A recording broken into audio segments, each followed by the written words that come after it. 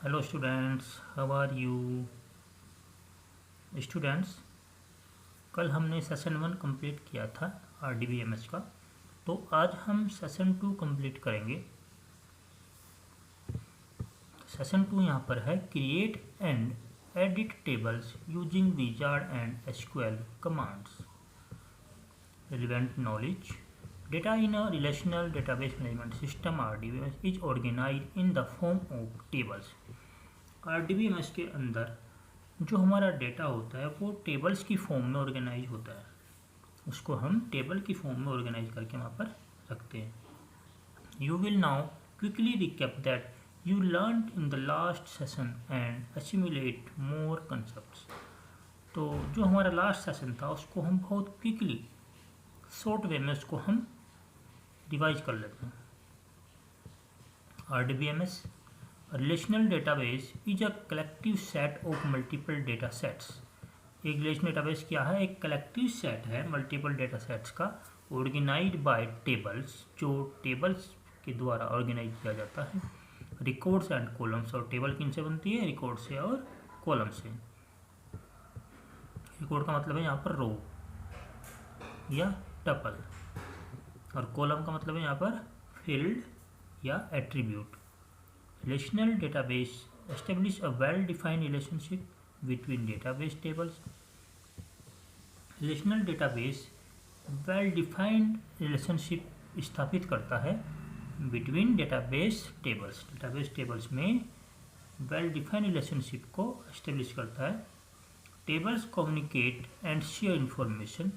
Tables आपस में जो एक दूसरे से कम्युनिकेट करती हैं, एक दूसरे से रिलेटिव होती हैं तो कम्युनिकेट करती हैं आपस में, एक दूसरे से इंफॉर्मेशन जो चाहिए होती है वो एक दूसरे के साथ में शेयर करती हैं।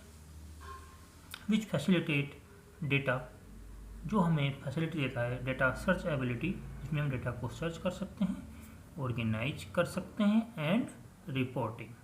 कुछ प्रॉब्लम अगर आ रही है तो उसको रिपोर्ट भी कर सकते हैं। Relational database use structured query language.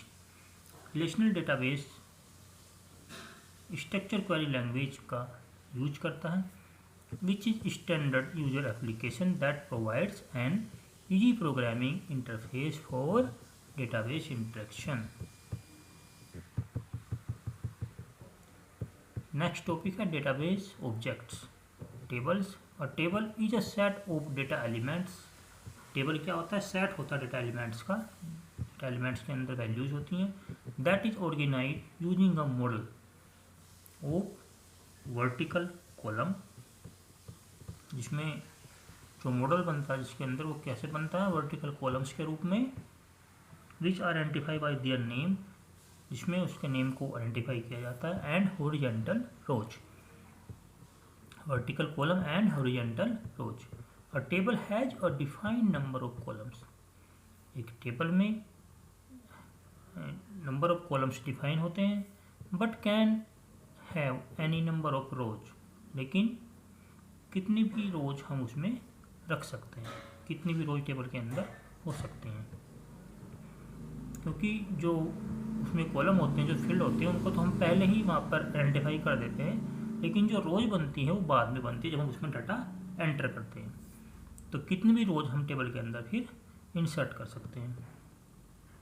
Each row is identified by the values. प्रत्येक रो वैल्यूज के द्वारा आइडेंटिफाई की जाती है। Appearing in a particular column, identified as a unique value, unique key, index और द की फील्ड। नेक्स्ट है columns और field और एट्रीब्यूट्स। ये देखिए तीनों एक ही चीज़ है। ऐसे कह लीजिए कि कॉलम्स के सिनोनियम हो गए ये फील्ड्स और attributes. A column is a set of data values of a particular simple type। Column एक डेटा वैल्यू का एक सेट होता है, एक पर्टिकुलर सिंपल टाइप होता है। One for each row of the table, जो टेबल की प्रत्येक रो में मिलता है। The columns provide the structure according to which the rows are composed. Column provide करता है structure according to which the rows are compose, जिसमें row को कंपोज किया जाता है, रो को क्रिएट किया जाता है। इस तरह का स्ट्रक्चर कॉलम हमको देता है जिसमें हम रो को कंपोज कर पाते हैं। For example first name, last name और फील्ड इन रो, ये सब क्या है? फील्ड हैं एक रो के अंदर। नेक्स्ट है रोज और रिकॉर्ड्स और टपल्स। जैसे यहाँ पर ये कॉलम्स और रो, फील्ड्स और एट्रीब्यूट्स थे, तीनों एक ही चीज़ के नेम हैं। इसी तरह से यहाँ पर भी रोज और रिकॉर्ड्स और टपल्स एक ही बात है तीनों की। Row also called a record और tuple represents a single data item in a table, जो एक सिंगल डेटा आइटम को रिप्रेजेंट करता है टेबल के अंदर। In simple terms a database table can be visualized as consisting of rows and columns और field. Simple way में अगर बात की जाए तो रोज और कॉलम्स या फील्ड के थ्रू हम डेटा को विजुअलाइज कर सकते हैं। मतलब हमारा जो डेटा है वो रोज और कॉलम्स में कंसिस्टिंग होता है और उसको हम विजुअलाइज कर सकते हैं। Each row in a table represents a set of related data. प्रत्येक रो एक टेबल में, each row in a table represents a set, एक टेबल में प्रत्येक रो एक सेट को रिप्रेजेंट करती है ऑफ रिलेटेड डेटा, उसके रिलेटेड डेटा से। And every row in the table, और टेबल के अंदर जो प्रत्येक रो होती है हैज द सेम स्ट्रक्चर, हर एक का सेम स्ट्रक्चर होता है। मतलब जितने भी रिकॉर्ड्स, जितनी भी रो आप एंटर करोगे टेबल के अंदर, उन सब का सेम स्ट्रक्चर रहेगा। मतलब नेम, जैसे आपने जितने भी कॉलम दिए होंगे उसी के अकॉर्डिंग आपका जो डेटा होगा वो सब स्ट्रक्चर उसका सेम होगा हर एक रिकॉर्ड का। नेक्स्ट है creating database using open office. तो यहाँ पर हमें क्या करना है, ओपन ऑफिस का यूज करते हुए डेटा को क्रिएट करना, डेटाबेस को हमें यहाँ पर क्रिएट करना है। तो एक बार देख लेते हैं कैसे करना है। यहाँ पर सबसे पहले ओपन ऑफिस पर जाएंगे और ओपन ऑफिस को ओपन करेंगे। तो चलिए यहाँ पर ओपन ऑफिस पर आ जाते हैं। ओपन ऑफिस,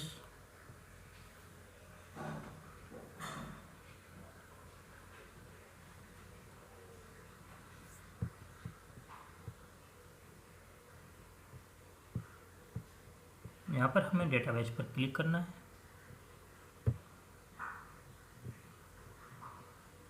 अब यहाँ पर देखिए क्रिएट अ न्यू डेटाबेस, यहाँ पर दो स्टेप्स हैं, सेलेक्ट डेटाबेस, फिर उसके बाद सेव एंड प्रोसीड। तो सबसे पहले यहाँ पर क्या है, what do you want to create a new database, open an existing database file. अगर आपके पास कोई डेटाबेस फाइल पहले से बनी हुई है तो आप उसको ओपन कर सकते हैं। आपके पास कोई फाइल बनी हुई नहीं है तो यहाँ पर आप उसको क्रिएट कर सकते हैं, क्रिएट ए न्यू डेटाबेस। तो चलिए यहाँ पर हम एक न्यू डेटाबेस क्रिएट करते हैं। या फिर अगर आपके पास कोई JDBC फाइल यहाँ पर है, जैसे ओरेकल, एडियो, माइक्रोसॉफ्ट एक्सिस हो गया है, एक्सेल की कोई फाइल होगी, SQL की कमांड होगी, तो ये सब भी आप यहाँ से ओपन कर सकते हो। यहाँ पर हम अभी क्या करते हैं, हमें न्यू डेटाबेस क्रिएट करना है। तो create a new database, click on next button.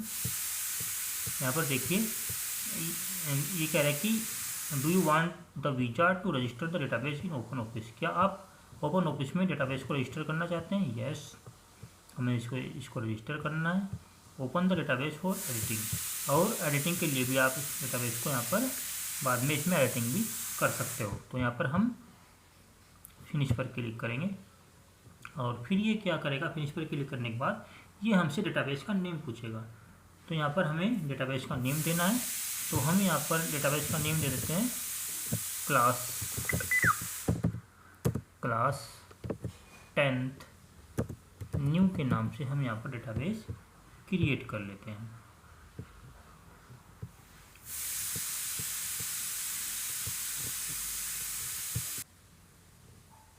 तो यहाँ पर देखिए एक बार टेबल, क्वेरीज, फॉर्म्स, रिपोर्ट।